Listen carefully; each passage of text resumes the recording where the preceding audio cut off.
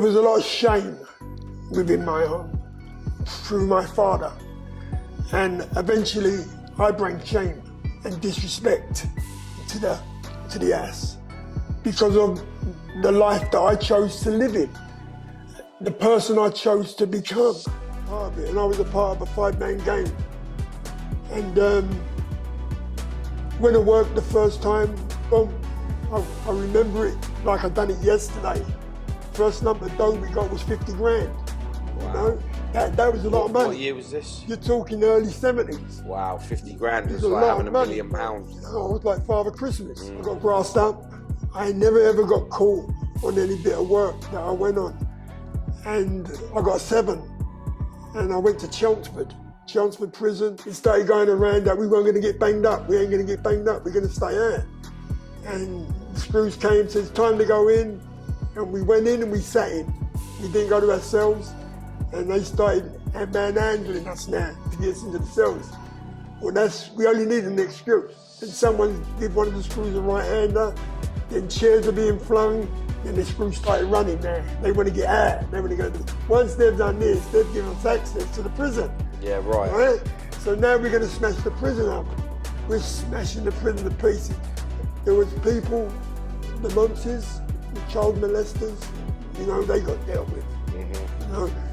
And eventually we made it to the roof. We're on the roof now. All riots end up on the roof, don't they? all the big riots that get spoke about today all end up on the roof. We smashed Chelmsford to pieces. They said it was £3.7 million of the damage. I got my mum to come down there, you know? And I can hear her on the board, Tommy, I said, you there? It's your mum, son. I said, shut up, it ain't my mum, mate. Yeah, he must have been like, what? I looked over, I said, what are you doing? She went, don't come down. My mum was something else. That's all you needed to hear. Everyone went, yeah, Mr. Jituboh! Mr. Jituboh! Crazy, mate.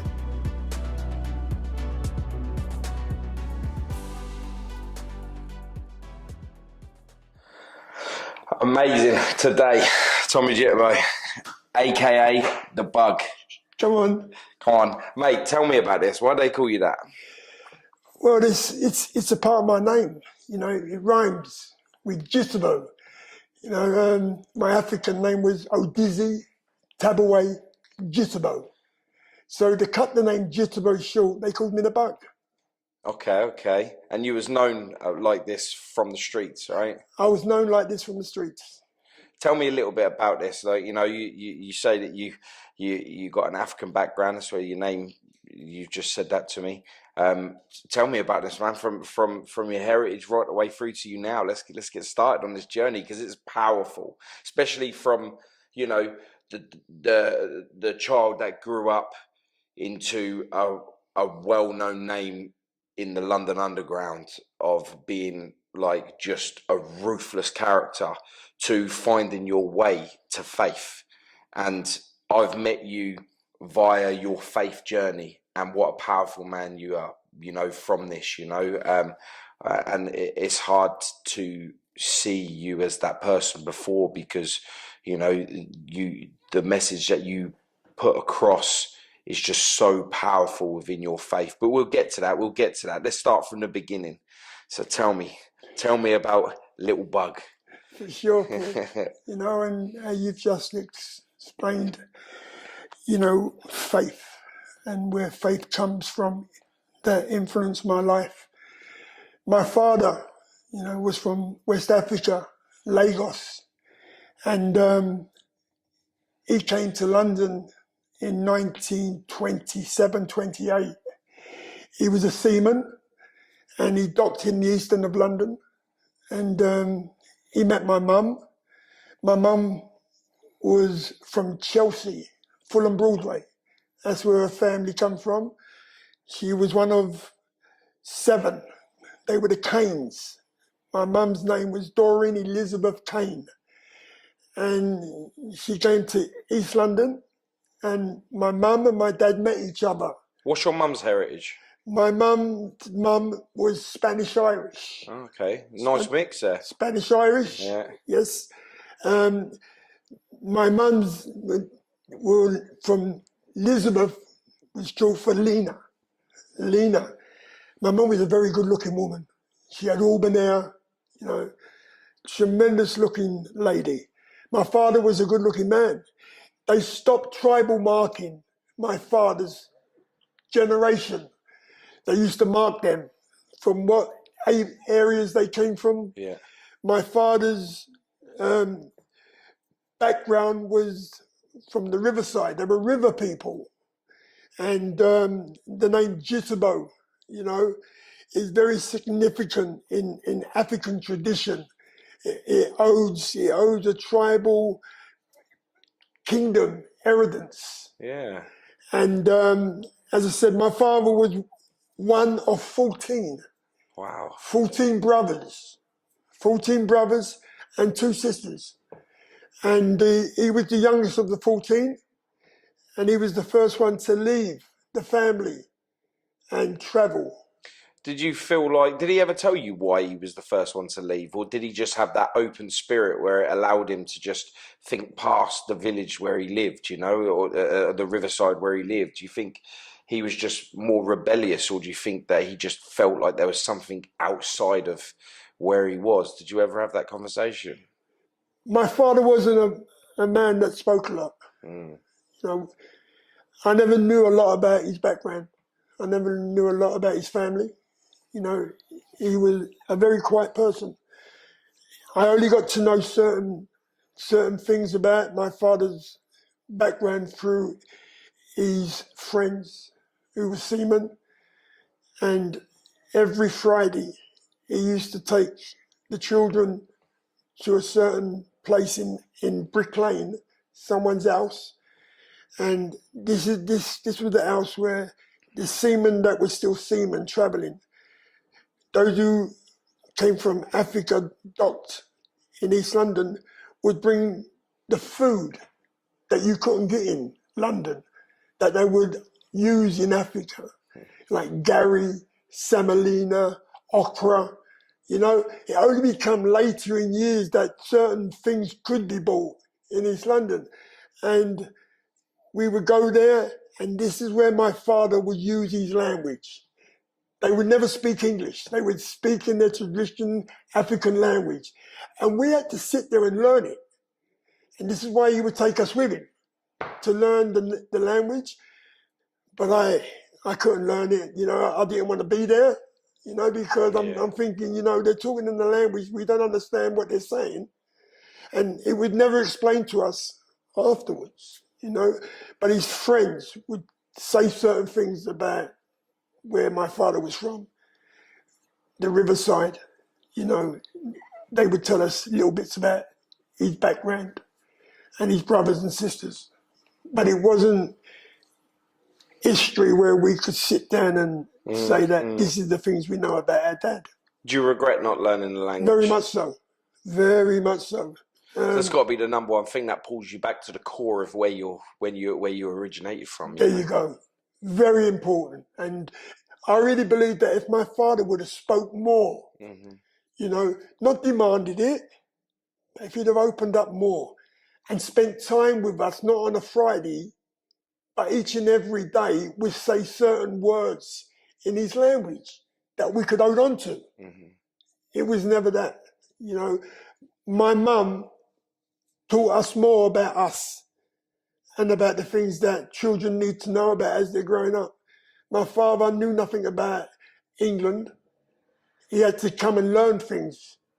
So my mum played a role as father and mother, you know, and all my dad done was work, come home, sleep. He really never allowed my mum to cook for him. He done all his own cooking. Really? Yeah, wow. Done all his own cooking, and he would cook. And once it was done, it smelled lovely, Paul. Yeah, I bet. It smelled fantastic, mate. And we would get little tastes of it he would give us, only until he was ready to dish it, you know. Once it was cooked, he would take it into the bedroom and put it in the cupboard. And I think, well, what do you think? We're going to nick his food, you know? Yeah. But that was to let it materialize, you know? Yeah. So by the morning, it's fermented, And when it was time to be dished up, there was a certain flavour to it. But it was fantastic. And the pepper that he used to use, it was grounded red pepper. And it was so strong. And as children, we hated it. He would put little bits on our tongues and we couldn't get rid of it. It just burned, you know. But he was showing us how to get used to not just having a meal, but to putting something with the meal. Yeah. You know, that will flavour it, you know. And when my mum cooked for us, that's when we had roast dinners, you know, eggs and bacon, you know, pancakes. We loved our pancakes, you know. There was no one who could make a pancake like my mum. Every Sunday, there would be a cake baked. My mum would bake a cake for Sunday afternoons. It's fantastic, Paul. Proper old school lady. Oh, old school lady. And you could smell my mum's cooking from down the road. Everyone would come and Doreen's cooking, you know, and it was fantastic, Paul. It sounds it, and you know what? When I see that you that's a memory that you hold on to, it makes you smile. That's rewarding to me to be able to see that you can look back as silent as your dad was towards you. I think slowly you'll have an understanding, and I know you think slowly I'll have an understanding, but you get to a point of understanding maybe that he might have been here, but he didn't feel like he belonged here because, you know, the way he cooked was different. You know, putting food in the cupboard and stuff was different to what if you was to go around your friend's house and they'd have dinner slapped together, thrown on the table, and there you go, eating in a rush, maybe in front of the TV or whatever. But maybe he might have felt like he felt so different because he's not used to the way that everyone does it. As much as he's in love with your mum and you know, he's accepted the lifestyle. You can accept something and not feel comfortable in it. You know what I'm saying? Yes. So, you know, you may, and I might be wrong, you know, but I've been around some people, you know, since I've been doing the podcast, and it's opened my mind up to the way a lot of people think, and I get to see through a lot of things. I'm a fast thinker, and I'm a deep thinker. So when you tell your story, I try and put together a picture, and I try and feel like, you know, when you say that your dad, he was a very quiet man. He may have been quiet because a lot of people might not have understood where his true feelings were coming from because he's from a different culture, you know. And that's really, it's hard to be able to put yourself out there, especially in the old days. You know, when he was a lot younger back then, you know, when you started off your journey was like way back when men are not allowed to speak because it's not right.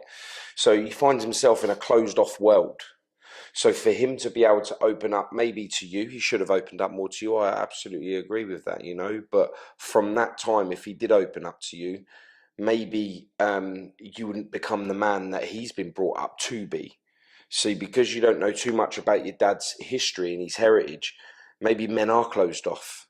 Maybe you're supposed to grow up tough, no emotions, so you can take on the world for your family, you know, because you got to remember, we are a product of what we get brought up by, right? So if he's one of 14 and he's the youngest one, he's got 13 men in front of him, plus a dad that's shown them the way that it should be.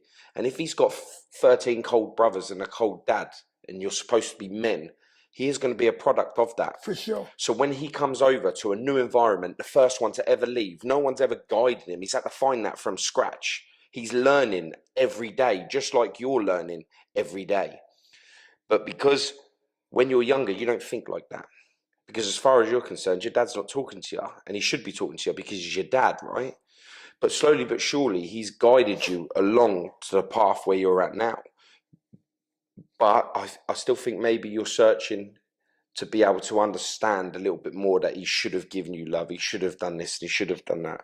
But in intent, if you say that, maybe he might say to you, you should understand where I'm coming from, what I've had to do. Because as far as he's concerned, the way that he was towards you was the way that he's been brought up to be. You know? Understandable. Yeah, yeah. So like, but we, like, for instance, before I lost my brother, when I was younger, he was like my hero, my ultimate, right? So as time was going by, he was being more damaged and more damaged and more damaged. But I was trying to make him go back to the way he was when I was young. But you can't go backwards and be the same person, because you've got pain, you've got new pain. So you become stronger. Yeah. So when you get, as you go on, every day you're a new person, because yesterday you've dealt with a new problem. That's right. So you become and you embrace the new you from the pain, right? So you can never go back to thinking and feeling how you was when life was free from pain, free from anything. So when I didn't know this until I lost my brother. And when I lost my brother, I realised I'd wasted so much of my time wishing my brother was the way he used to be. I failed to see him for the way he was and why. That I then realised I'd wasted 15 years. You know? And that's shame on me. Yeah. So maybe your dad was the way he was to be able to make you be the man you are today. Today. Not the man you was when you was feared and you was causing mass destruction, because that was on a footnote of you maybe dealing with pain and not being accepted. So you caused havoc. You caused yourself to be noticed no matter what, and respected no matter what, because you felt like fear was the ultimate respect.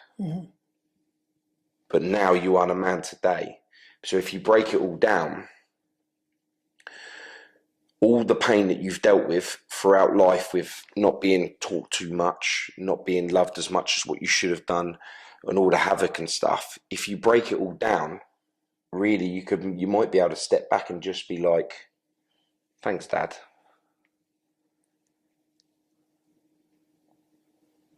I'm the man today because of how you was then. Because we don't never want to be the person, we don't never want to be the next our dad. We want to be the next you, right? So you have become the person you are today because you've gone through your struggles. Yeah? Yes. So he was the person he was that day because he had gone through his struggle. But we fail to see that.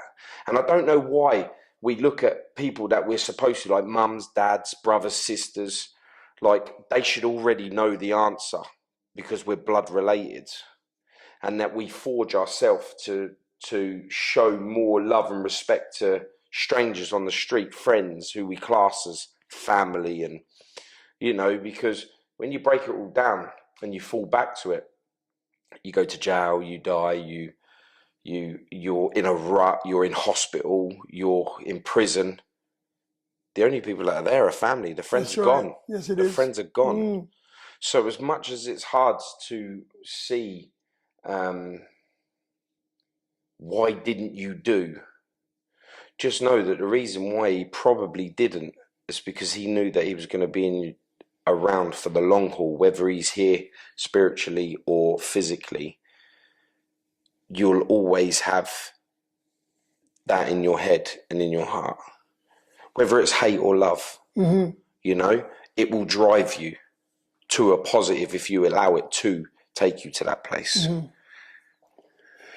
It was very hard to see love within my father. There wasn't a conversation that developed with my mum and dad within the household around the children.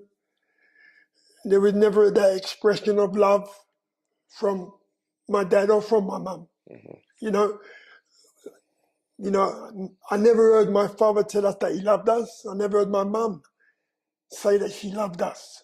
You know, I don't know why, but it was never in my house. There was a lot of shame within my home through my father.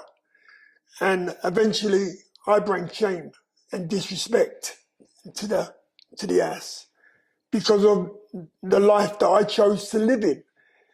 the person I chose to become.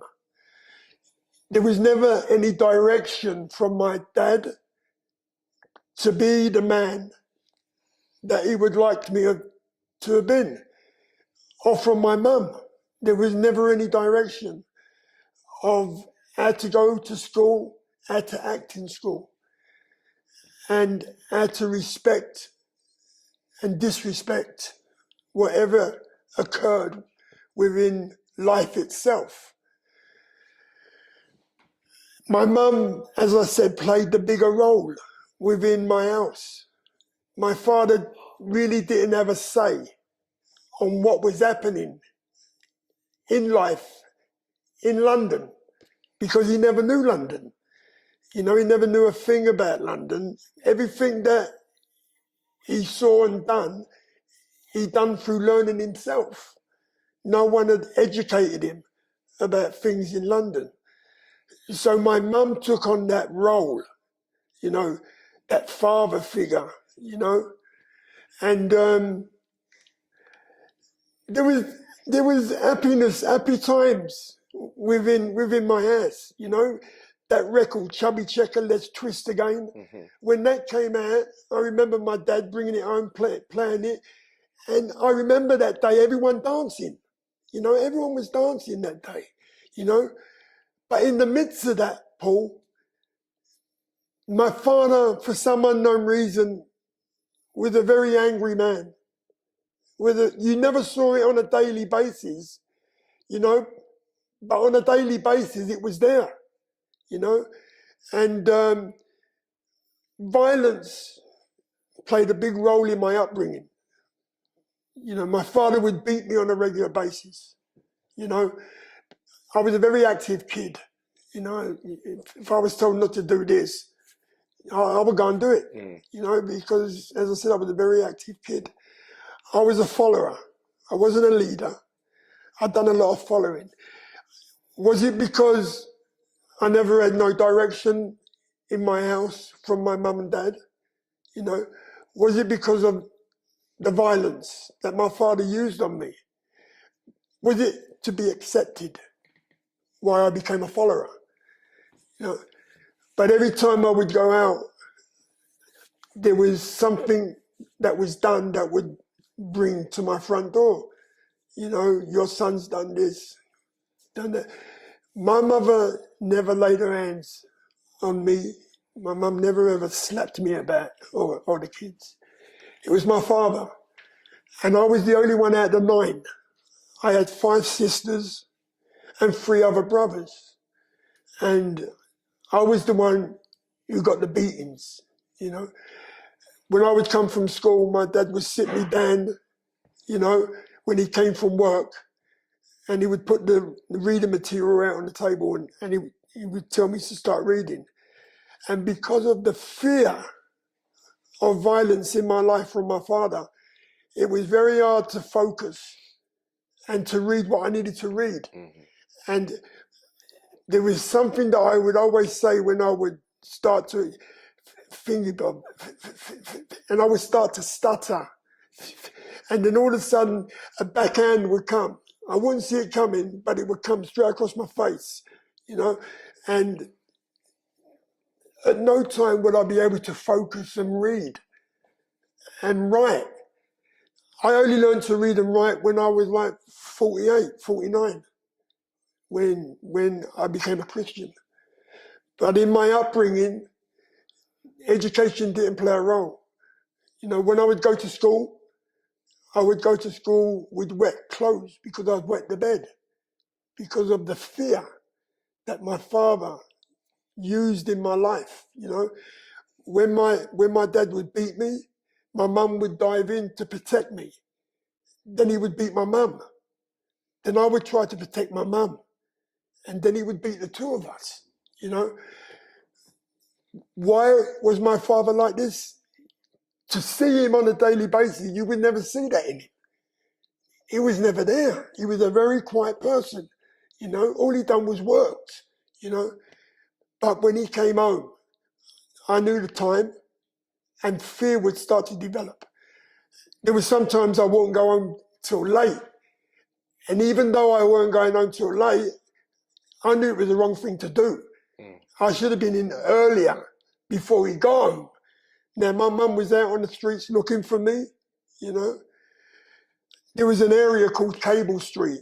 Cable Street was like the West End. You know, there was nightclubs down there. There was gambling clubs.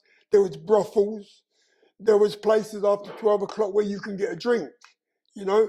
And it was all places where seamen, when they docked in London, they would come to this area, Cable Street. And I would go there. And my father was known down there as a dice man. He would play dice, you know. And because of my father, I was accepted. Oh, that's Jituboh's son, you know. And I was going hang out there in gambling houses. And sometimes I was fall asleep there in the chair. Now, I'm like 11-year-old kid, a 10, 11-year-old kid, you know. And my mum would come and she would find me and say, "You're in trouble. You are in trouble. He's waiting for you now." And I'll start crying, knowingly what was going to happen when I got home.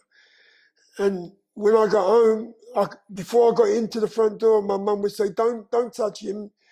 I've dealt with him, Albert." That was my dad's name, Albert. And as I've come in there, as I'm going into the bedroom, he would grab me from my neck, from the shirt, and he would just fling me, you know, into the room. And I'd be screaming already because I knew what was coming. He either had a lump of wood or he had a piece of wire, you know. And where I used to try and run to get out the room, it got to the stage where my dad would tie me up to stop me from moving where he wanted me to be. And then he would start to beat me, you know. There was times I couldn't go to school because I had so many bruises on my body. You know, my mum would keep me home and say, "No, he's not feeling too well," you know.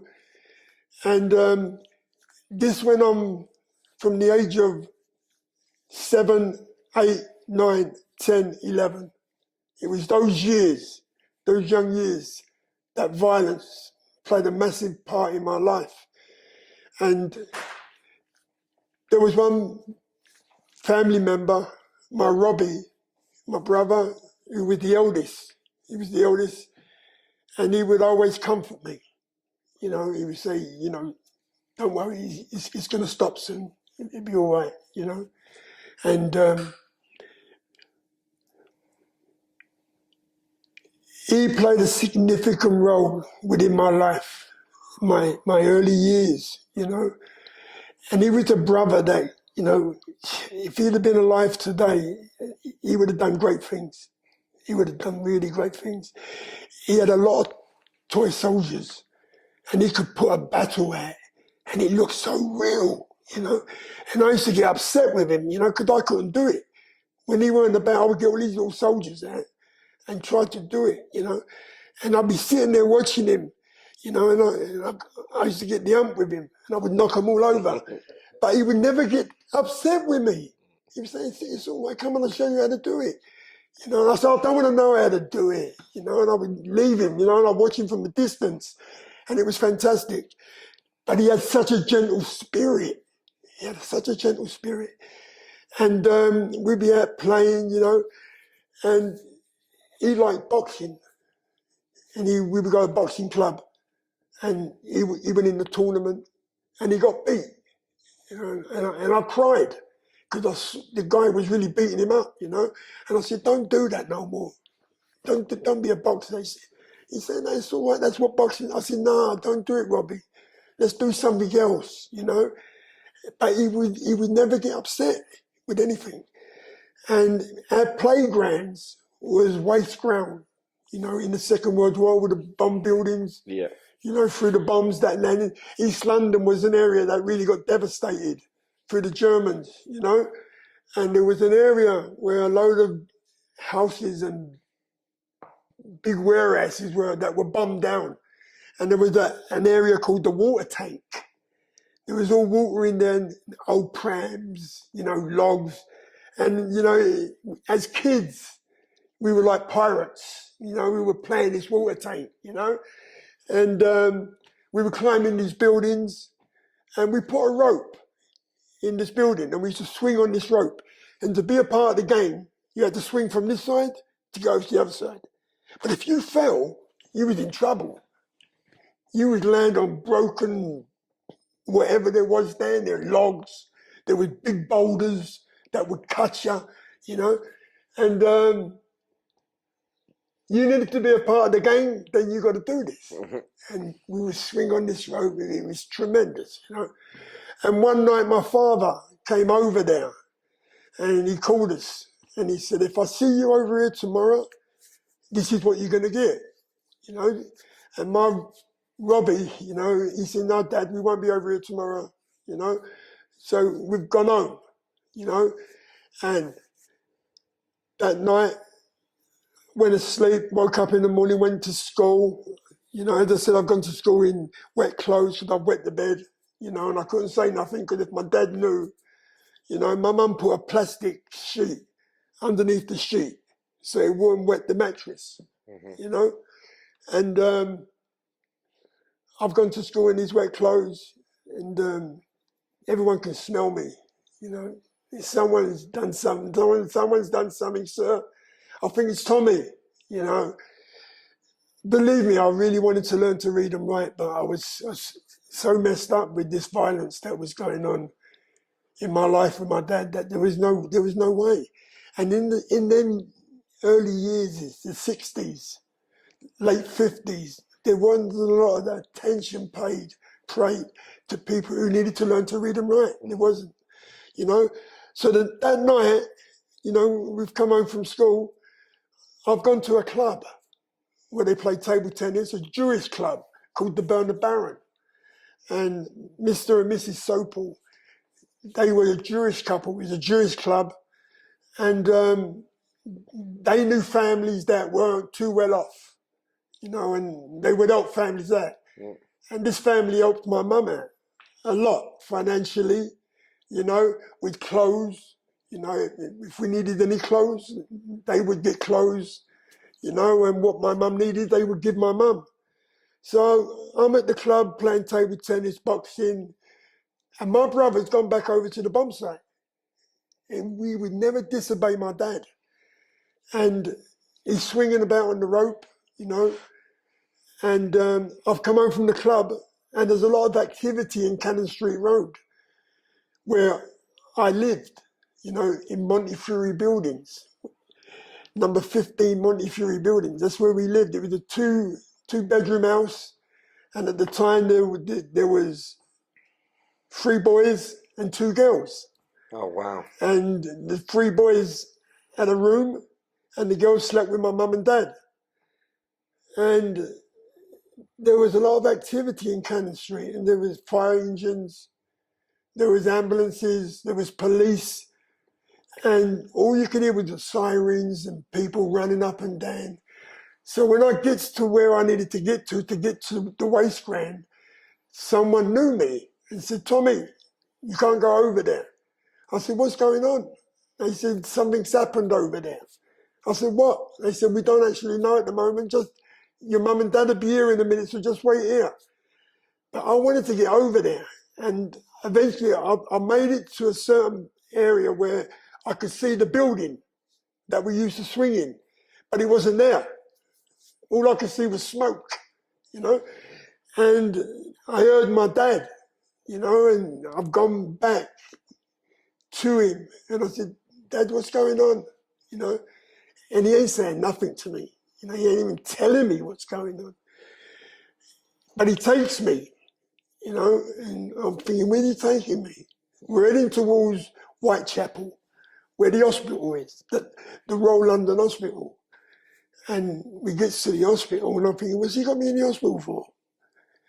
And as we get in there, I can see my mum, and she's sitting, you know, and there's people around my mum, and she's just looking on the floor. So I get to her, and I said, you know, what's the matter, Mum? What's going on?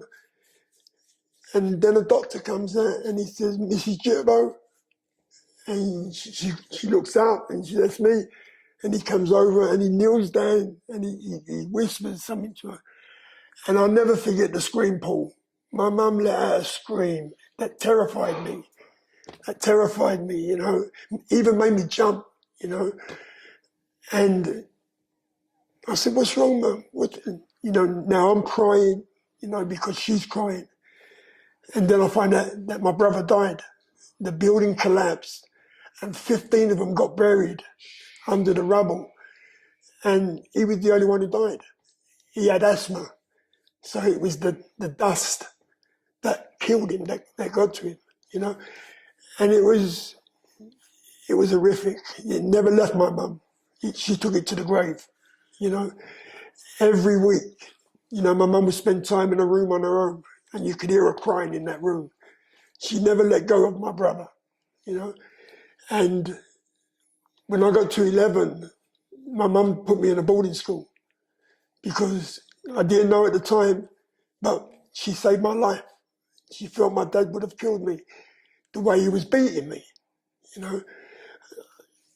I'm in the boarding school from 11 to 15, and growing up with my siblings, my sisters, and my other 2 brothers was non-existent. I grew up in a government-run environment because when I left boarding school went into prison.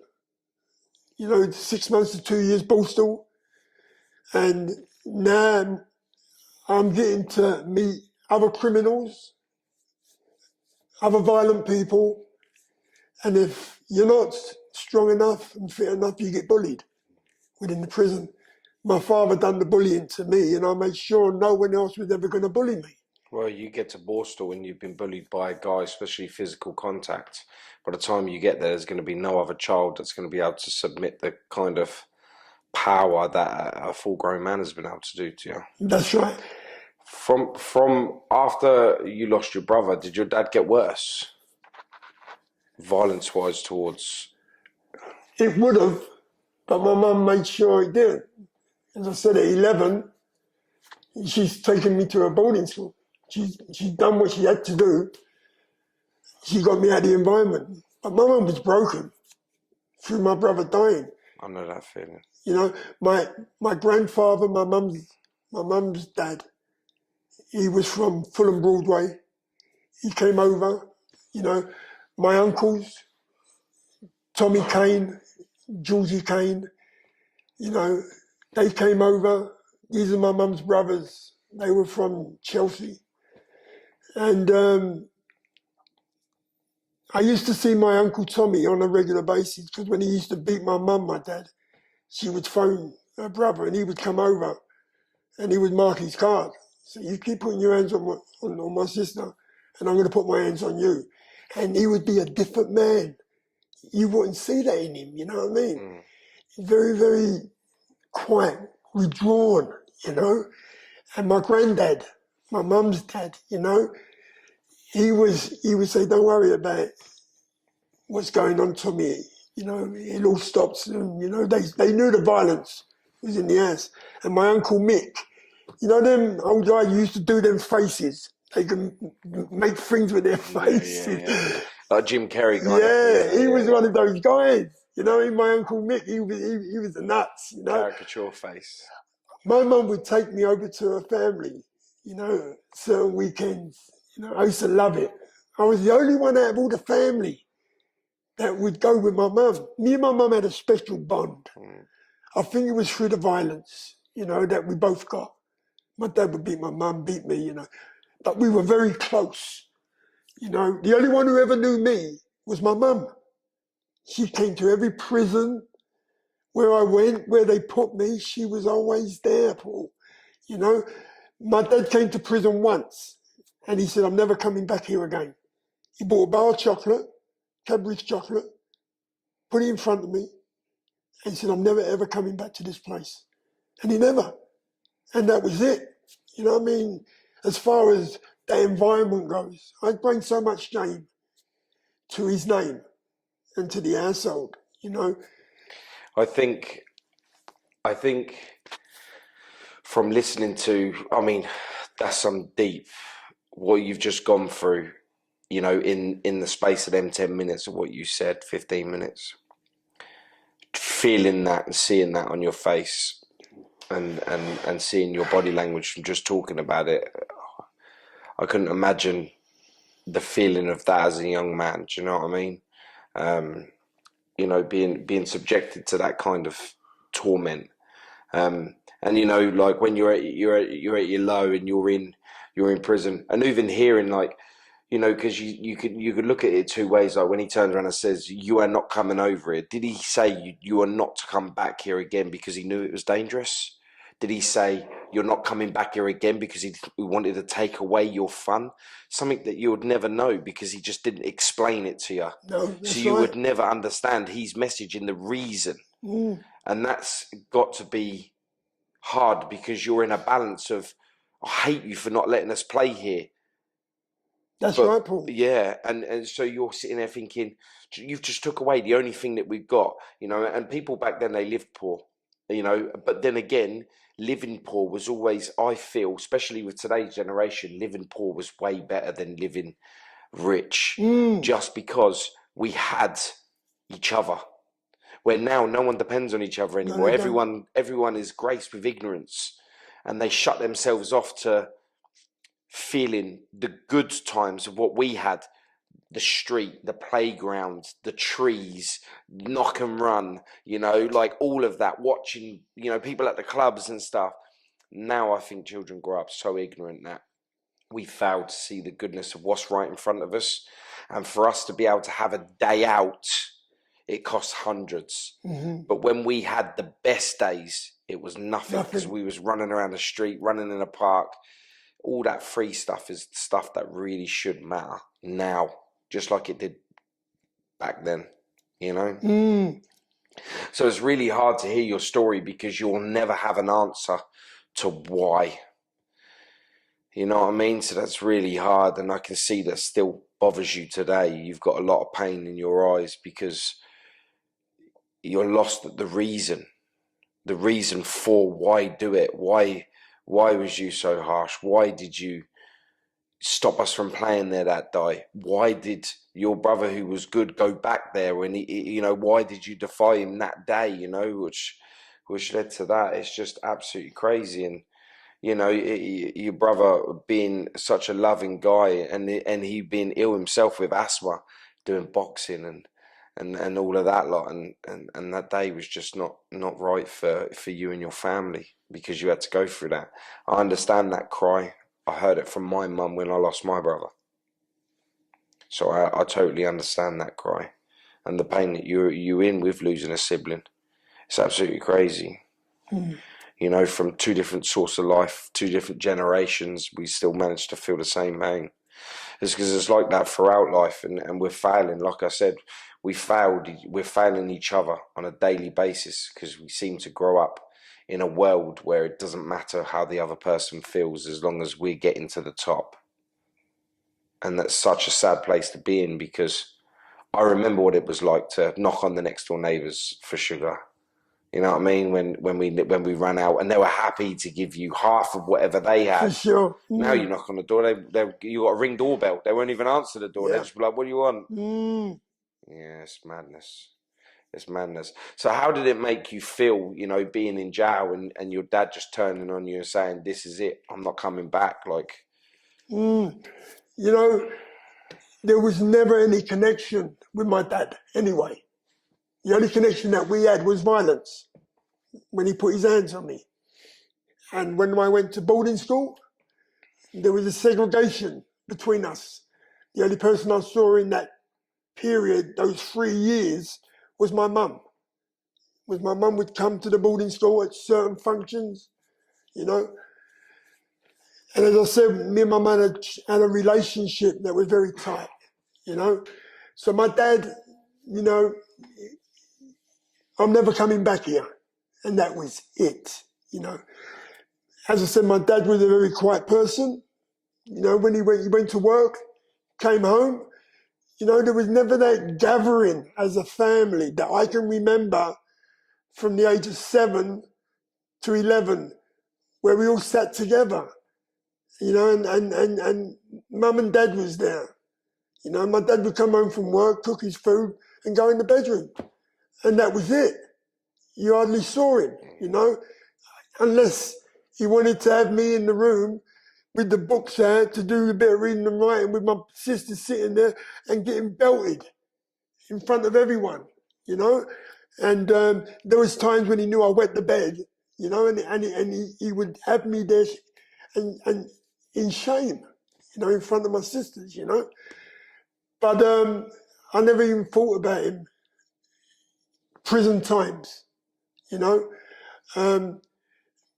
Prison, you know, became second home to me, you know, because I was segregated from my brothers and sisters at an early age by going to boarding school. Yeah, boarding school prepped you for that. Had me ready. So when I went into the prison system, it was no different than boarding school, yeah. but just a little bit more violent, you know.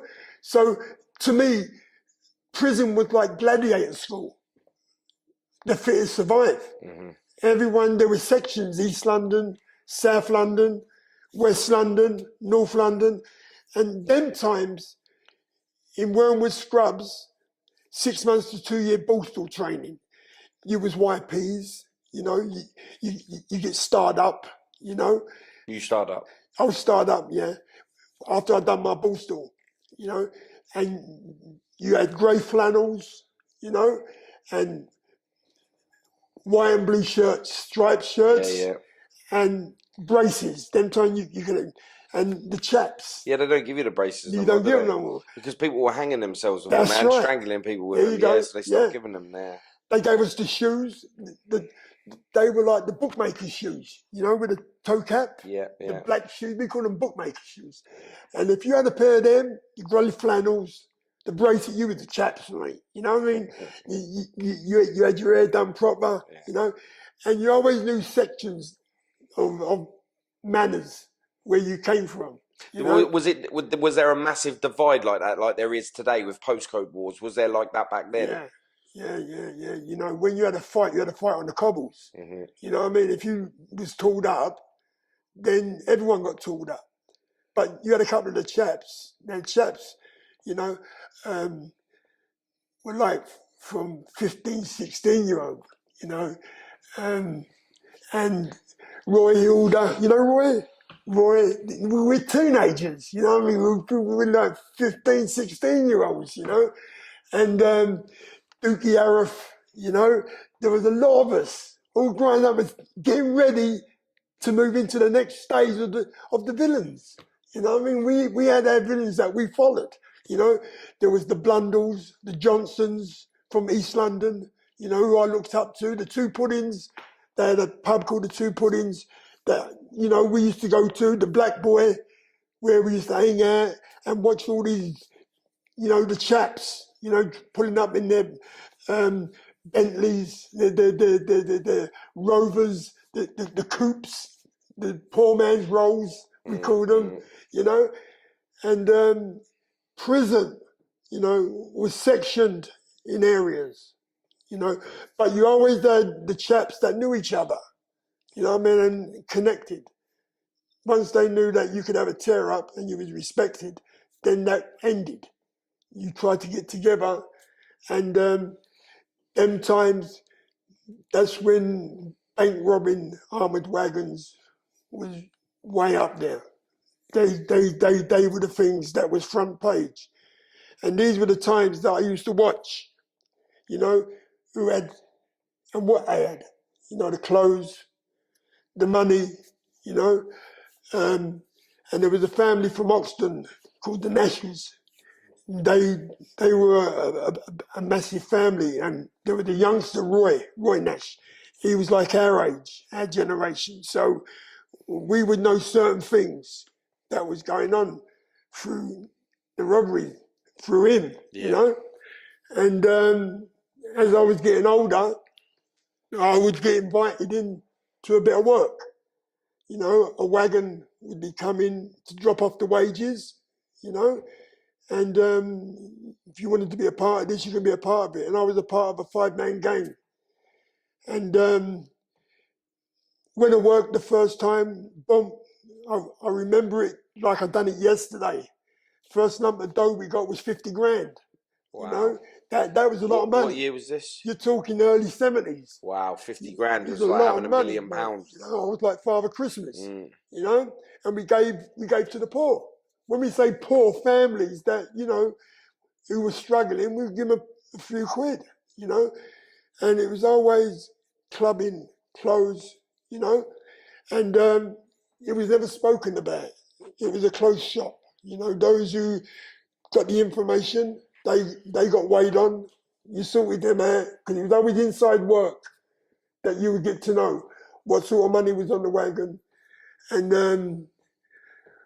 there was a guy from Oxton. There were two brothers. Their name will come to me in a minute. Yes, yes, right. Yes, right. He knows most of the people that I know anyway. Yeah, yeah.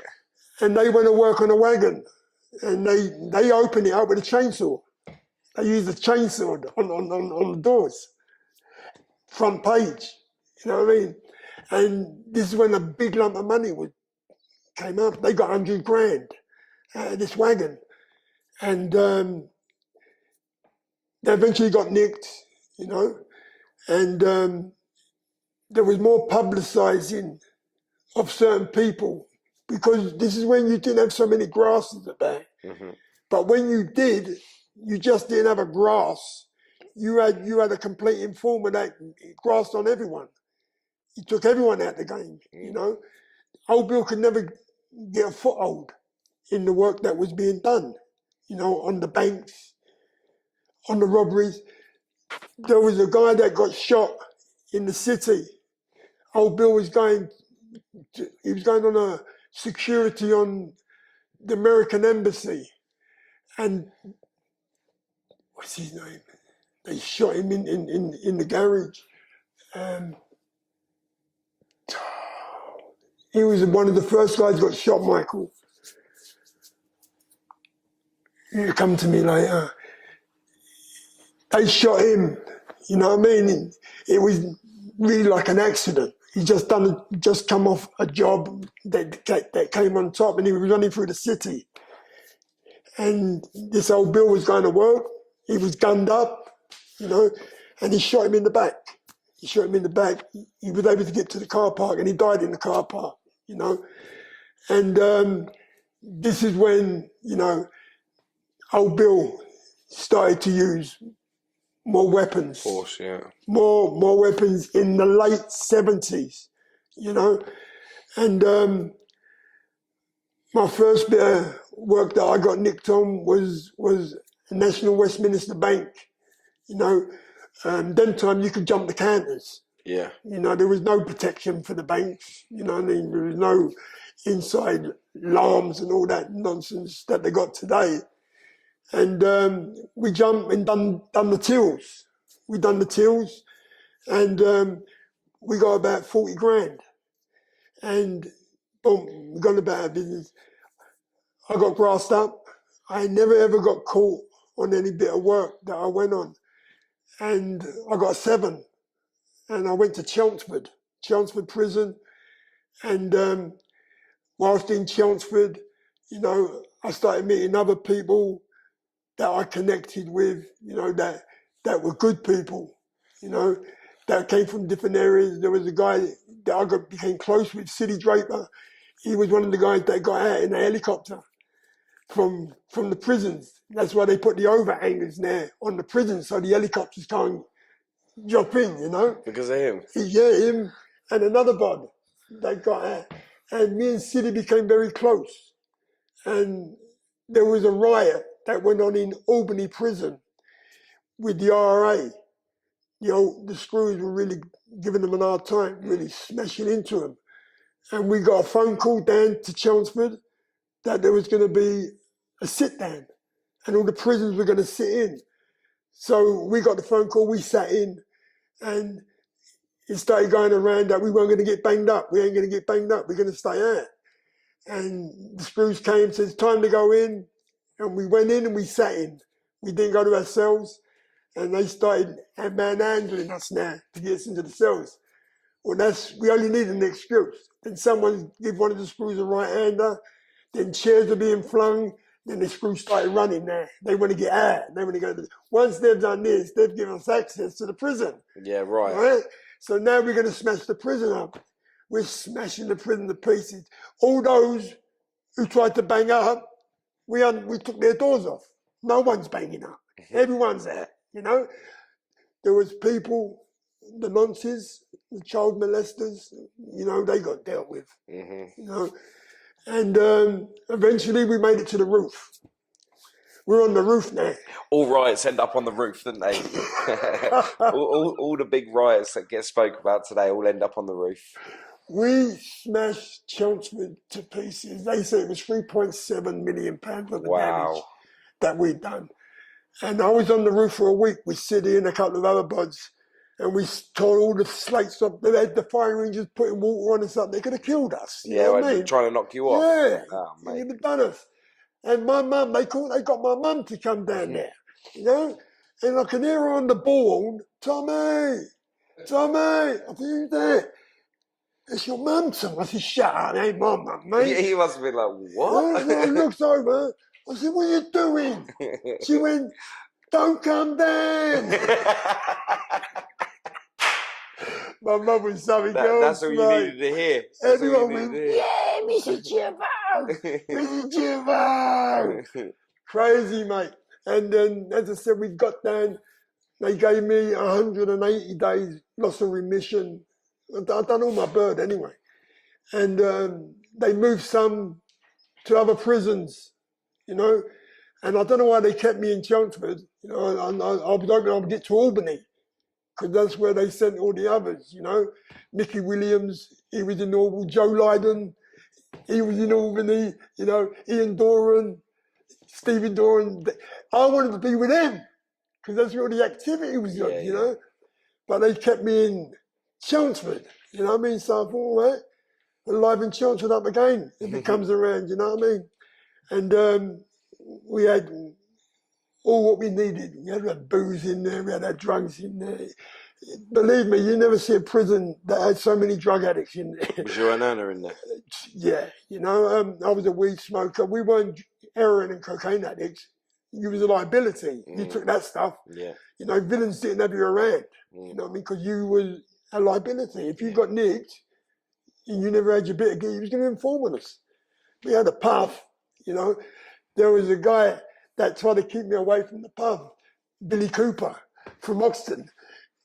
He used to tell him, you give him any more of that stuff and I'll knock you out. Right? He said, come and tell me you're with me. I said, yeah, I just want you, let's go now. He would take me out into his cell. And he said, sit down there, I'll make you a cup of tea.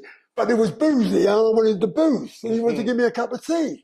So, my elders, you know. So I'm sitting there. He said, say hello to the budgie, Tom. I said, I don't want to talk to you. He said, say hello to the budgie.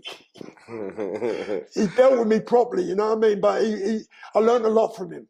You know, and I thank God for him today, because where they were at that time led to other things, drug-wise, that I could have been a part of. Yeah. You know what I mean? If it wasn't for him, you know? And done my time in Chelmsford, got released from Chelmsford. How long was you in there for? 4 years out of the 7. 4 years. 4 years and 3 months. And then came out. I was out for about 6 months. Got nicked again. Got banged up. Done about 4 months on remand. And then I got 15. What was a 15 for? Bank robbery. Got grassed up again. I never ever got caught on a bit of work. Did you know who the first person was that grassed you up? No. Never found out? Never found out. Do you know who grassed you up on the second one? No. Wow. No. Never found out. It was a close shot because, as I said, certain informers. Did you have any idea? Not really. You just accepted it? I accepted it, you know, because I knew that the industry that I was a part of. Part and parcel of the game, isn't it? Yeah, you know, and informers, they were what you call the thieves' punts. They wouldn't go on a bit of work themselves. Old Bill paid them. to inform on us. Yeah. You know, and we were out clubbing, enjoying ourselves, and once we start pulling out money, the grasses know that a bit of work's gone on. Yeah, of course. Got it? So yeah. it must be this little firm. Yeah. You know, and the firm I grafted with, I didn't hang out with. So the more money that you was earning, the more you was just giving out to people, trying to be the flash like lifestyle and that lot. Yes. And of course, that pretty much tells you done the job. This little posse here, the motors that we would buy, the clothes.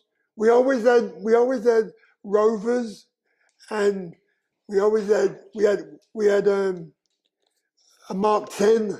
We had a Mark 10. You know, we had motors that were high up there at that time. You know, and once they saw this, then they knew something had gone on.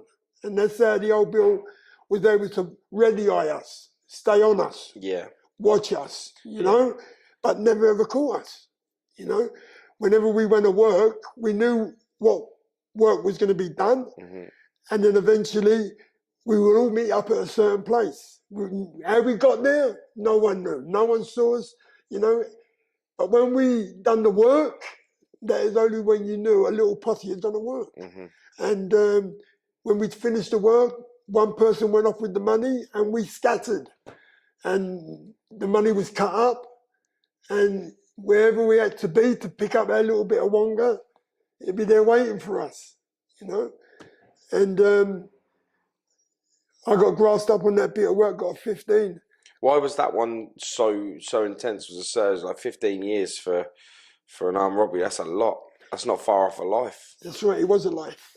It was a life because the robberies were getting so highly intense. Armored guards were getting beat up more than usual. You know, shots were fired. Whether you fired a shot or not, you was a part of that industry. Yeah. So you was one that could have fired that shot, you know. And so when you say, why was it 15? Because of the activity that was going on where robberies were concerned. Violence. More violence was developing.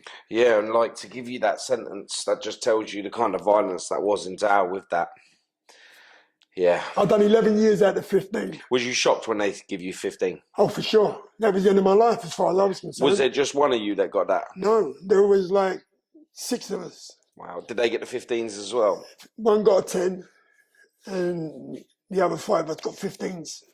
Altogether, I got 120 years. Wow. To run concurrent with the 15. You just, I couldn't imagine.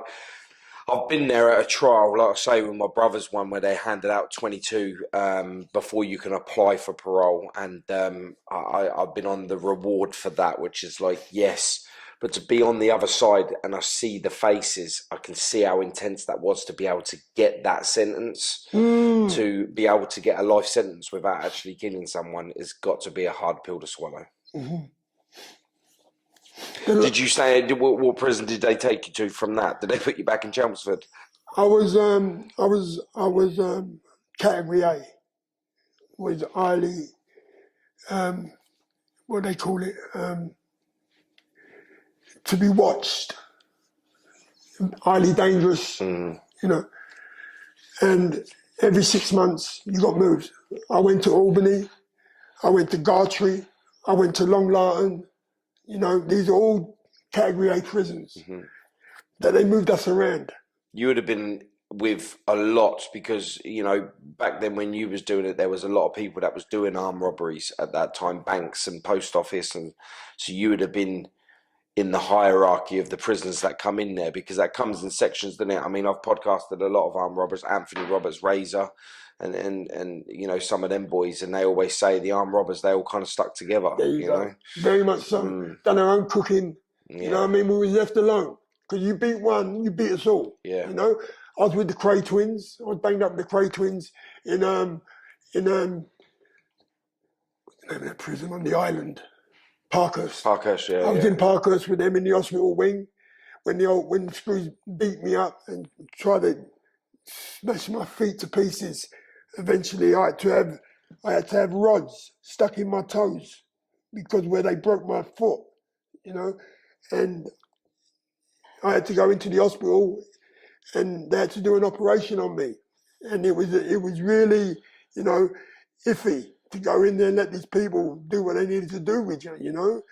And whilst in the hospital wing, I met the twins, and as you said, that's where all the villains, congregated. That's where most of the armed robbers were. In that, either Albany or Parkhurst, on the Isle of Wight. And I was in Albany. I was doing my bird in Albany. And Albany was, was like as I said, gladiator school for villains, those who really had a name, and there were certain people in that time who became eye runners in the drug industry, and today, if their names are mentioned, people know them. They were way up there, and I finished my 11. I came home. It was in the early 80s. I got nicked again. I went on the run. I went over to Chelsea, where my mum came from. In 83, I met this young lady, Nikki. By then I got 2 sons. And Nikki was a heroin addict. And this is where my drug life really spiraled out of condition. I never took that substance. I had a puff every now and again, a drink. But whilst over in Chelsea, getting infatuated with Nikki, I wasn't in love with her. I thought I was, but I was infatuated with her, She was a good-looking girl. She was 10 years younger than me. I was in my early 30s, 34, 35. And she was in her 20s. And she was a good-looking girl. And my pal asked me if I could stay with her, because he told her I was on the run from the police. And she said, yeah, you can stay here.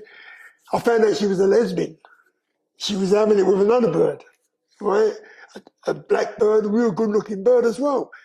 So I thought, God, she's mental, but I don't mind, Yeah, who would mind now? And eventually Nikki starts to like me, and I start to like her.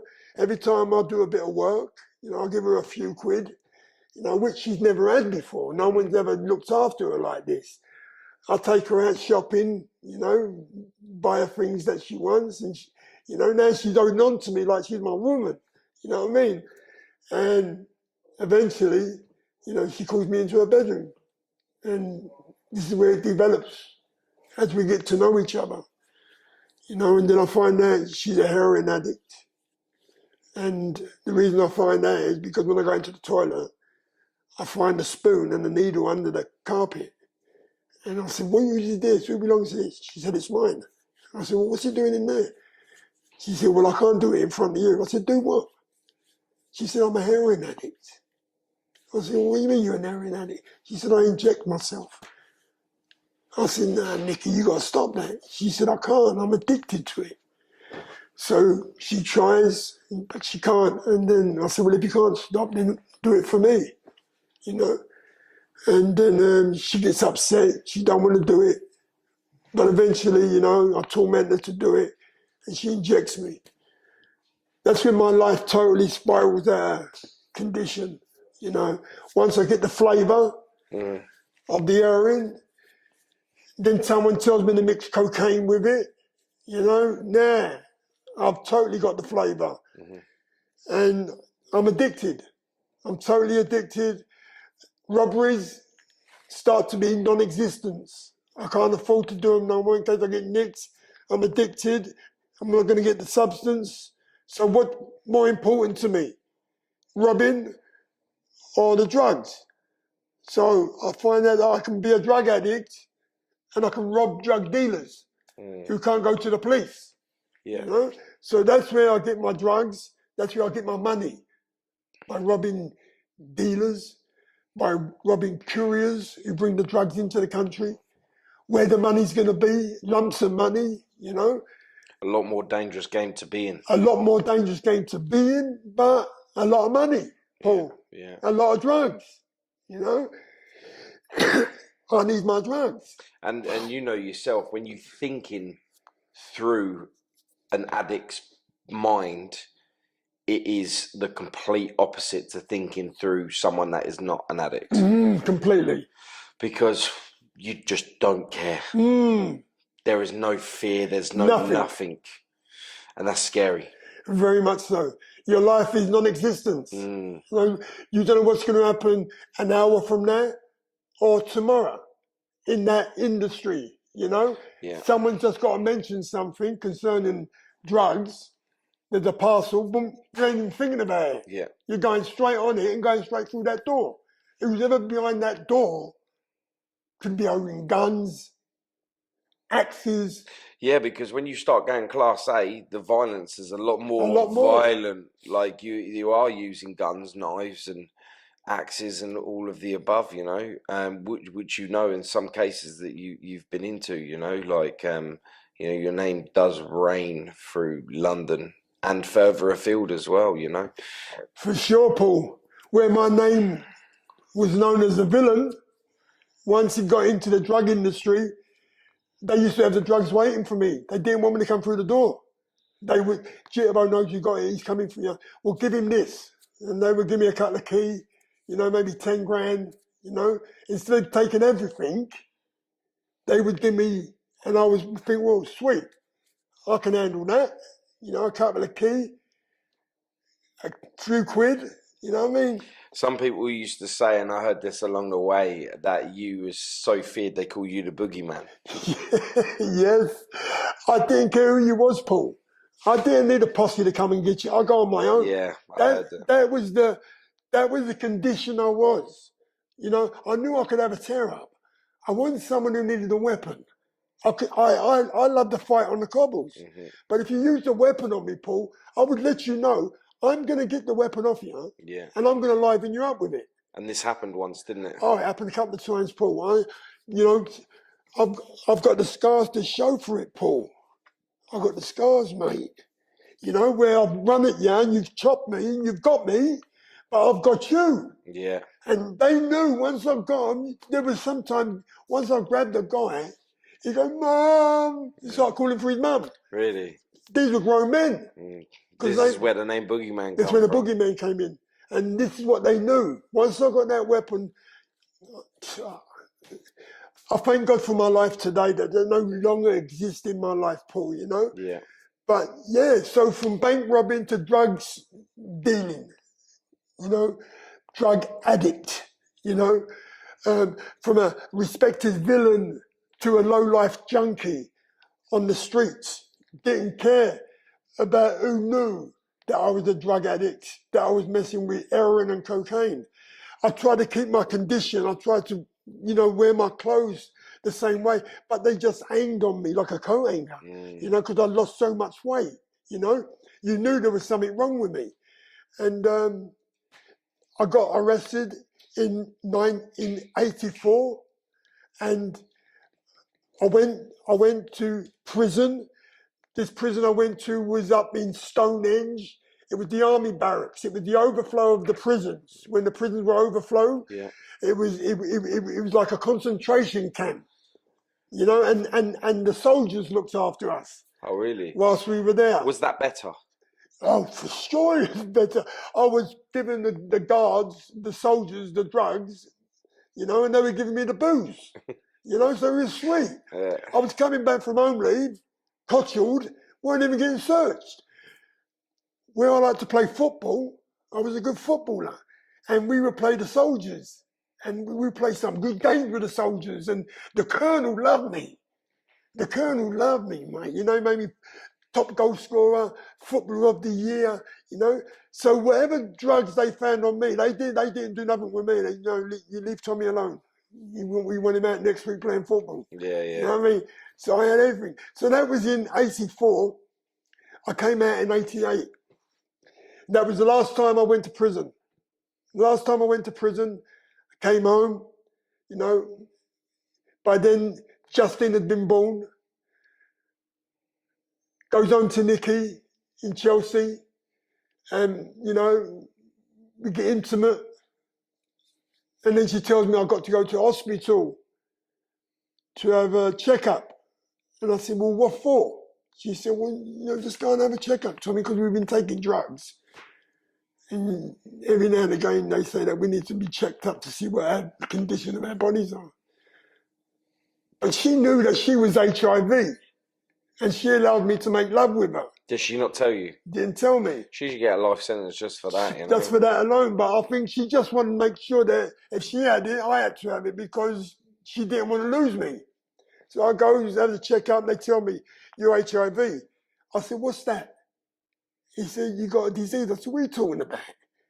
He said, it's a disease that's going around.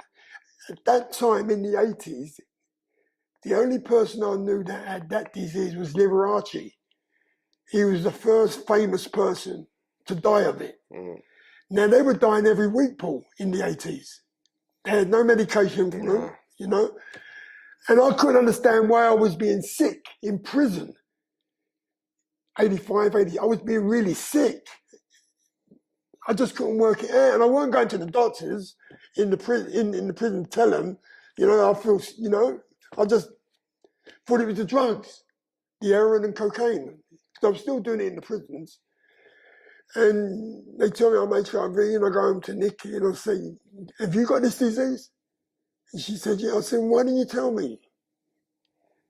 And then she made up some excuse, and, you know, our relationship deteriorated from there. We started arguing. Yeah, I mean, like, to be able to find out that you've got HIV has got to be heartbreaking and soul destroying. But to find out that you knew that the lady that you was infatuated with knew she had it, and she knew she was going to pass it to you, and she did not tell you. I mean, you know, if you was infatuated and you knew, you probably would have carried the relationship on just safer. You know, the fact that she didn't tell you that's mind blowing. You know, that's a life sentence handed to you For sure. through infatuation. For sure. So how did that make you feel? Like, knowing, because I know it was going around at that time, but you won't know too much about it other than if you got it, you know you're going to die from it. You never spoke about it because no one didn't want you around, Paul. Yeah. You know what I mean? You think that if you shook your hand, oh my God, I can't shake your hand. You got AIDS. You couldn't even talk to people. Yeah. You know what I mean? It was a virus, you know? And I only was upset and fearful for my family. If they found out that I had it, what it would do to them, you know? And as I said, me and Nikki was arguing a lot. You know, we was doing our drugs, still doing our drugs, still injecting. But then the relationship totally broke down. I took off and I wound up in King's Cross, and a place of death. It's where a lot of, you know, certain people, villains who were addicted to heroin, prostitutes, you know, this is where alcoholics were, drug dealers, you know. It was a street that no one wanted to be associated with. Come 12 o'clock at night, they come out the sewers, mate. They came from everywhere. And, you know, high-ranking people, you know, would come down there for a prostitute, to have a prostitute or come and get some drugs, you know. And this is where I was, you know. So you find yourself in a world of being known and popular because you handed your money out that you had stolen throughout life and that lot, to be now have a disease that people will look at you in a totally different light, and to isolate yourself from the world, because that's exactly what happens. The only way that you'd be able to associate is if you was associating with people that was of the same level as that, and that's that's what people would class as low life. Very low, Paul. Very low. It's where I accepted, because it was a lifestyle that I chose to live in. I've done a lot of soul searching for my family, my children, the damage that I had done to the name, the respect to my family. Now I had bring something else to the family. Not just a villain, not just a prisoner, but a disease that was going to be stigmatized to the name. So whenever the name Jituboh was mentioned, that would come up in the name, you know, and it was devastating, you know, at the age I was at that time, you know, 43, you know, in 1993, I'm on the streets of King's Cross, as I said, a place of death. There was nothing else I could associate King's Cross with. You went there to die. Eventually, you was going to die there. And I wasn't going to die of this disease. I had already made my mind up. I was going to kill myself. I already worked that out. And I was happy with it. I was contented with it. And I was doing my drugs. I was robbing the drug dealers, the Jamaicans, the yardies, you know, that would come down here to serve their drugs, you know. People would set them up and I would deal with them, you know. And I was the gang leader of alcoholics, drug addicts, you know, the lowest of the lowest. Did you find that did you have a time? Like you said, you was going to kill yourself. Did you give yourself a specific time, or when you got to a certain stage of this disease, that was when you was going to do it? Or did you be like, right, I'm going to give myself a year, I'm going to cause mass destruction, do as much as I can, and then I'm out? That time could be at any time that I was depressed. Mm-hmm. At any time I was depressed and it came up, then I would do it. It wasn't a given time that I was going to kill myself. I didn't put a time limit. I could be talking to you now and go away later and get a little bit depressed and go and do it. I'd already worked it out. I was content with it. So when someone comes to a point in their life where they're ready to die, where does that go for the boogeyman? You know what I mean? Because there is no more fear left, because you're already at the end.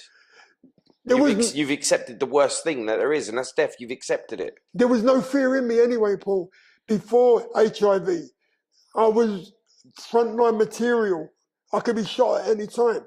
You know, I accepted the lifestyle that I was grown into, that I was living in. I chose that life. The fights that I had with certain people could come on me at any time. The Yardies, Rankin Dread, one of their top leaders, you know, he was killing people and raping women. I scalped him. I took his locks off, you know, because he tried to beat my little brother up, you know. Certain names that were dangerous in their own making, you know, that I knocked out and dealt with, they could come on me at any time. So death to me was like living. It didn't mean anything. Whether it was through a needle, whether it was through a bullet, or whether it was through natural dying, it was all the same to me. But on the 13th of July 1993, at 7:30 in Argyle Square, King's Cross, I'm introduced to an American who's an evangelist, and he was in the Mexican mafia. He was a hunter of people. He was an assassin, and he was in a prison cell, and the person that was on the hit list was in the cell next to him, and he knew he was there, so he had got the weapon for the morning to kill him. So, but in the night time, this guy is saying, "Oh, do you want some of this?" And he puts the mirror out, and he sees that he's got cocaine in a needle, and he's injecting, you know. And he went, "Yeah, no, I don't need that." You know, he had smack. He liked smack, heroin. And this guy had injection. He said, "Oh," he said, "You know, Jesus Christ can save your life." and he's injecting himself with cocaine. And he's thinking he's an hypocrite. You know, talking about Jesus, and he's injecting himself. Yeah. But he's a backslider. A backslider is someone who knows the faith but fallen away from it. Mm-hmm. And now he really wants to kill him, right? And he knows that he's on the hit list. But he tells Art, you know, about Jesus. And, you know, eventually Art picks up the Bible in the cell and he found the scripture, the road to Damascus, you know, where Paul is struck off his horse by a tremendous light, and he finds out that Jesus is being persecuted through Paul's lifestyle of working for the Romans, killing Christians, hunting Christians. He related to this Art, because he was a hunter. Mm. And when he comes out of the cell to strike, he don't strike. It's the first time that he's confronted someone on the hit list and he hasn't done it. It was all through reading that paragraph that he talks about in his testimony in years to come that stopped him from killing this man. He's got a drama about his lifestyle that he takes around the world. Tremendous, tremendous drama. You know, he's got the prison cell. He's got the gas chamber where he goes into the gas chamber. Tremendous. And he gets reprieved in certain times in a year in America where a certain amount of prisoners get reprieved. And he got found not guilty on the 2 hits, that 2 murders that he done that they couldn't find him guilty on. And he comes out and he's been told about Victory Outreach, goes to the church, they're terrified, but he goes in and he gets his life back on track through Jesus Christ, knowing Christianity. Comes to London as a missionary and he's introduced to me. And as he's talking to me about this, I can relate to it because it's similar to the life that I'm living in.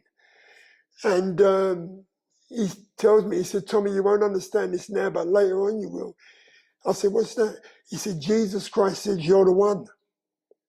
I said, I'm the one. He said, yeah. I said, what does that mean? He said, I don't know, but only you will find out in years to come, maybe, what Jesus is talking about. And he leaves me, and every day I see him on the streets giving out leaflets, praying for people. Every time I have a hit, I don't get a buzz no more. All I can think about is Jesus Christ. I'm thinking these drug dealers are giving me dodgy gear, but it's pucker gear. Yeah. But I can't get a hit. I think it was the prayer that when he prayed for me, you know. And now, there's a time where I'm really depressed. I see him coming. I don't need him around me today. So I die off and I hide out. But he finds me. He comes where I am. There's no way he saw me go to where I was. He goes, all right, Tom? I say, no, I'm not all right. Please just leave me alone. He says, but you know Jesus loves you, don't you? I said, you keep telling me that.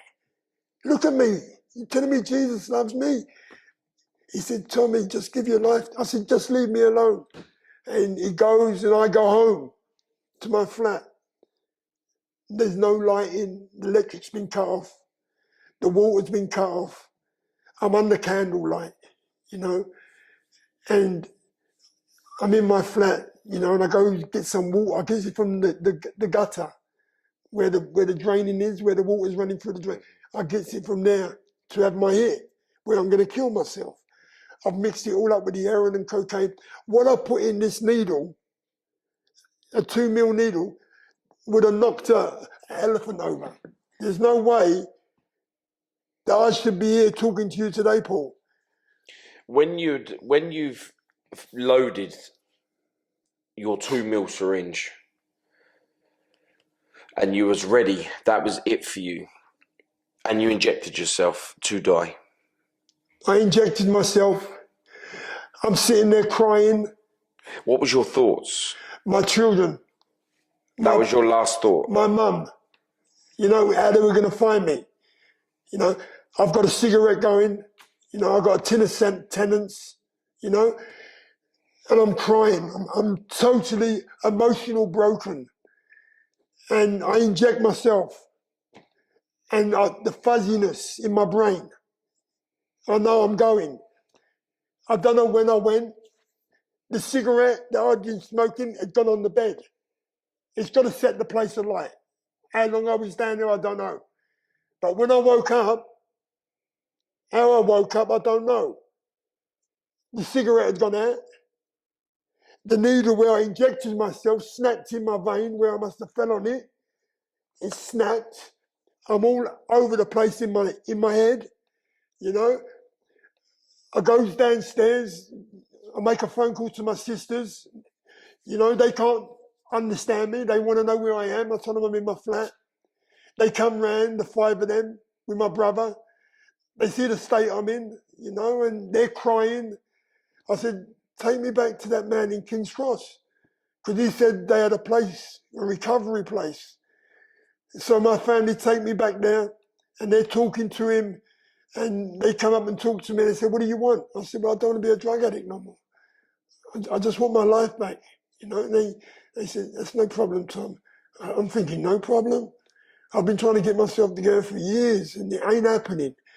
And Because you wasn't ready. because I wasn't ready, maybe, Paul, that's right. And you know yourself, the road to redemption or the road to a more fulfillment is you have to accept where it went wrong, and you have to open up your heart to where it's going to go right. And until you've done that, you've accepted the dark, you've opened to the light.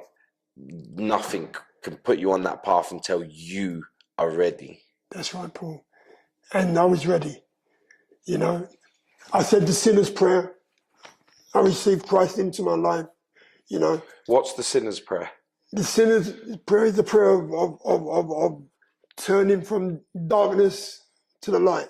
Is it specific words, or is it just whatever you're saying? It's specific words. Can you say it? Lord Jesus, I believe you are the Lord. I believe you died for my sins. And on the 3rd day, you rose again. Today, I give my life totally to you. I denounce drug addiction. I denounce the life that I was living in. Today, I give my life to you. In Jesus Christ. Amen. Born again. I'm born again there. But I'm still a drug addict. I'm still broken. So they say, now we're going to take you to the Christian recovery home. There's no medication, Tommy. But I've got a 100ml bottle of methadone. I've got 200 cigarettes like I'm going on holiday. Gets to the recovery home. They take the 100ml methadone. They pour it down the toilet. Did you watch them do that? I said, what are you doing? Yeah. I said, I'm going to need that for the morning. He said, no, Tommy, all you need is Jesus in the morning, Jesus in the afternoon, and Jesus at night. That's all you need. I said, I'm going to be sick in the morning.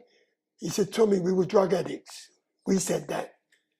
We're going to believe by faith that Jesus is going to heal your body. Take my cigarettes, fling them in a bucket of water. I think this is a crazy place. What am I doing?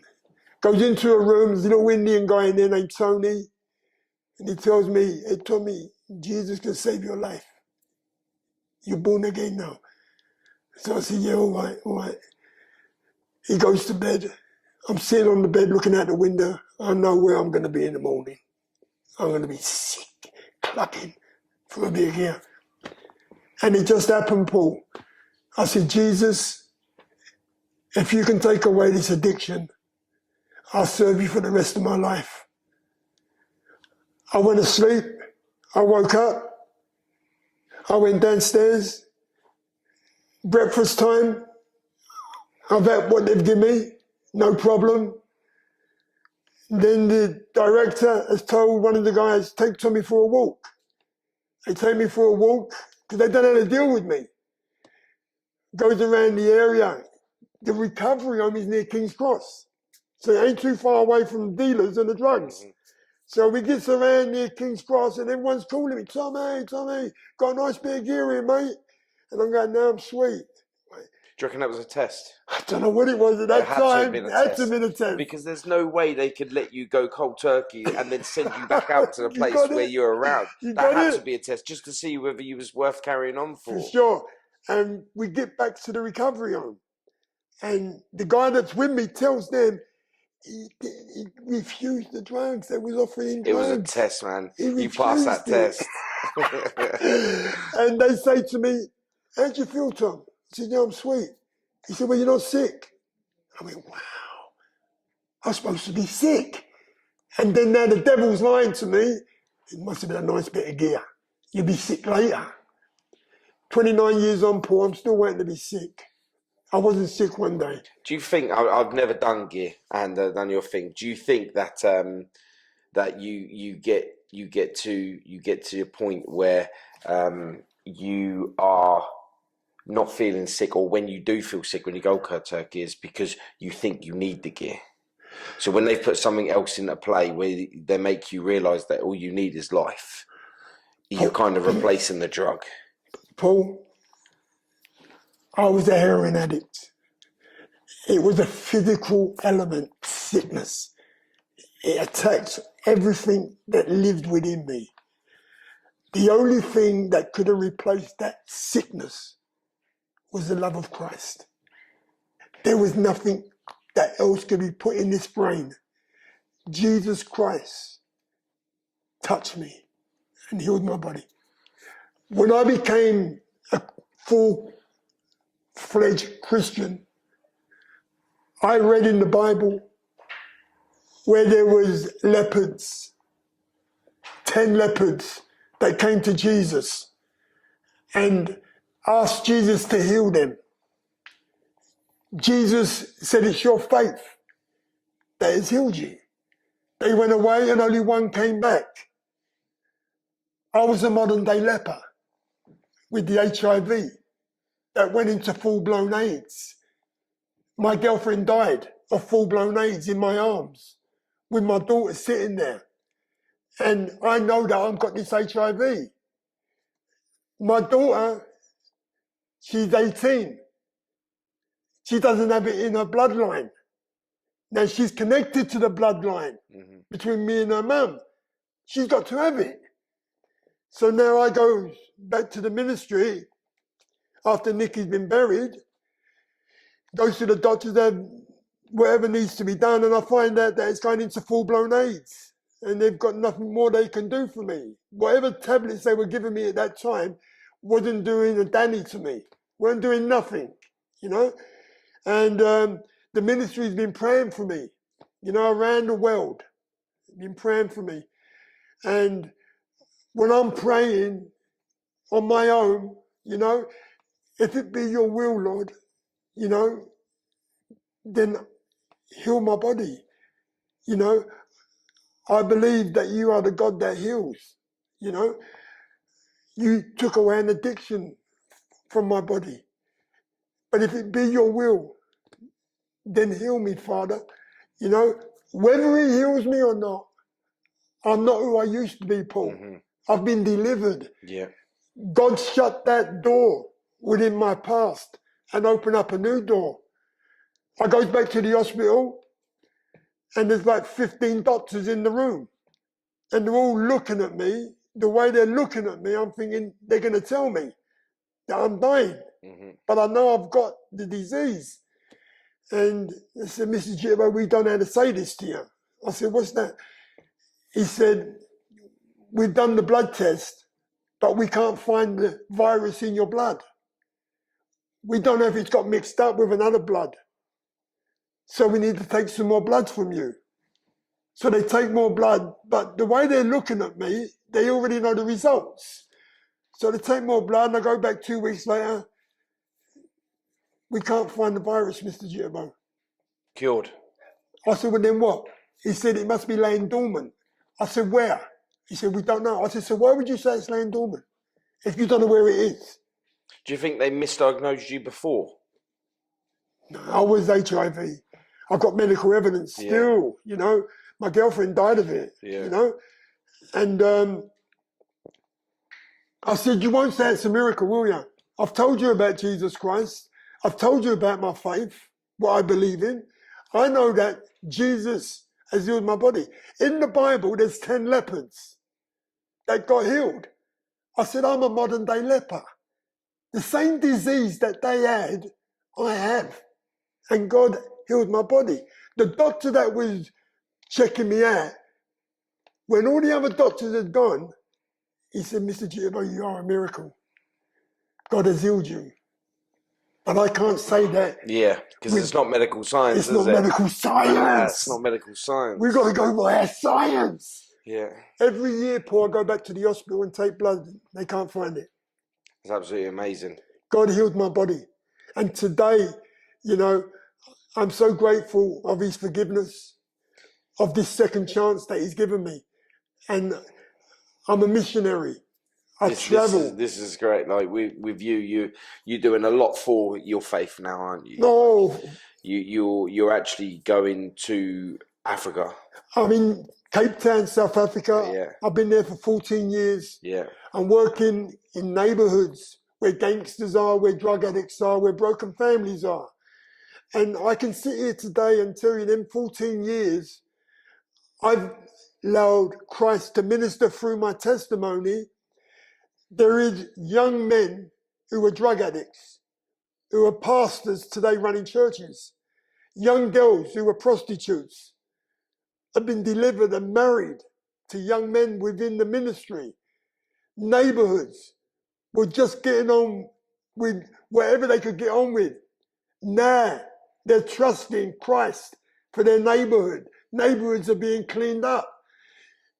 People would always say, yeah, but it's through you. It's nothing to do with me.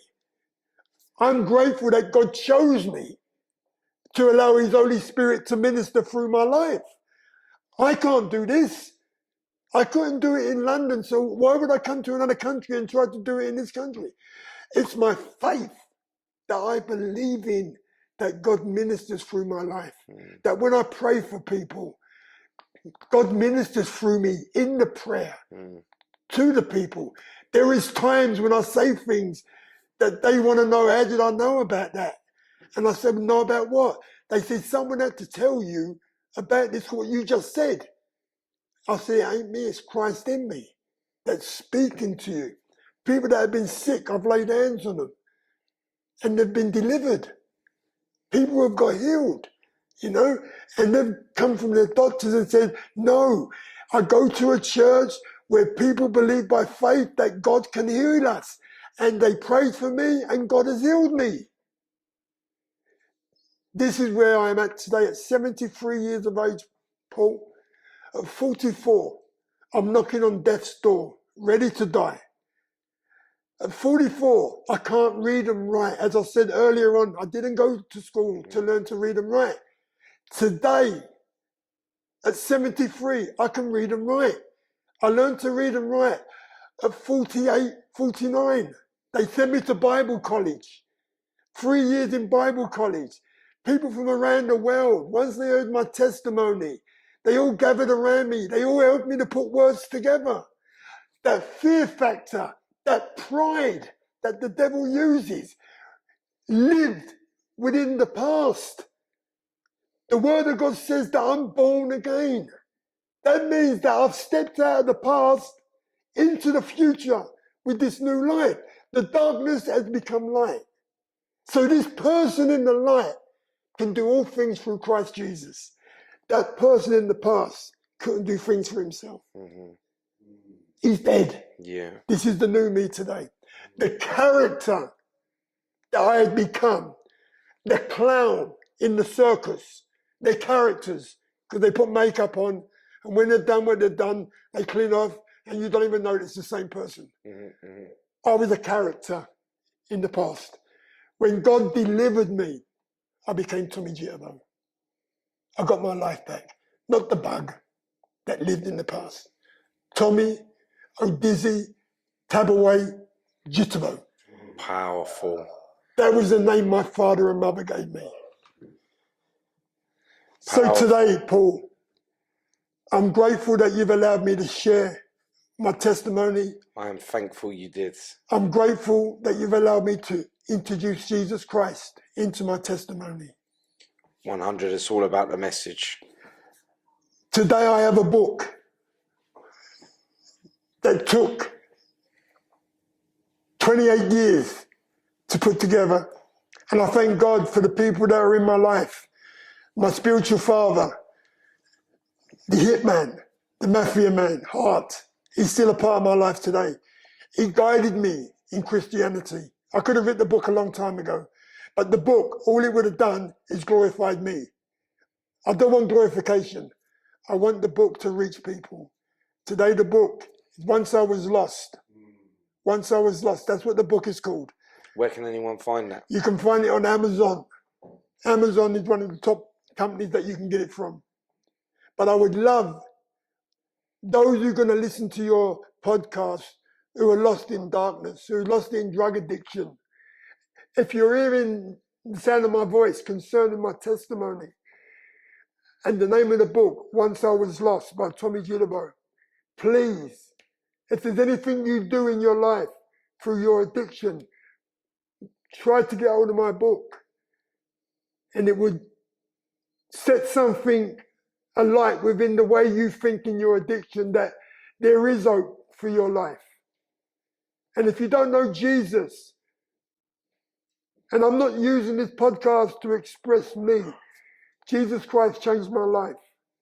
If you don't know Jesus today, and you've been looking for a way out, and you're sick and tired of being sick and tired, then I want to invite you to know Jesus Christ. He can set you free like he has set me free. Amen, brother. Amen. So, last question before we pull this to an end. You were living to die. Are you still in that path? I am living to life. Love that. I'm living to life, Paul. And it's like when I'm born again, being born again, Paul. I'm born again, Paul. Look at me. I know, man. And I'm glad I know this you. I'm glad Michael Emmett put us together. I'm glad that we met each other at that pub that day. The Blind Beggar. Yeah, the Blind Beggar. And yeah, and we've been talking since, and I'm really glad to call you a friend. I'm glad to call you my friend and my brother, Paul. I love that. And I know this is going to continue. This ain't the one-off. This is an everlasting relationship that we're going to have. 100. And I thank you for all your prayers for me. Amen. And may you keep them going for me. Appreciate you, man. Love you, Paul. Love you.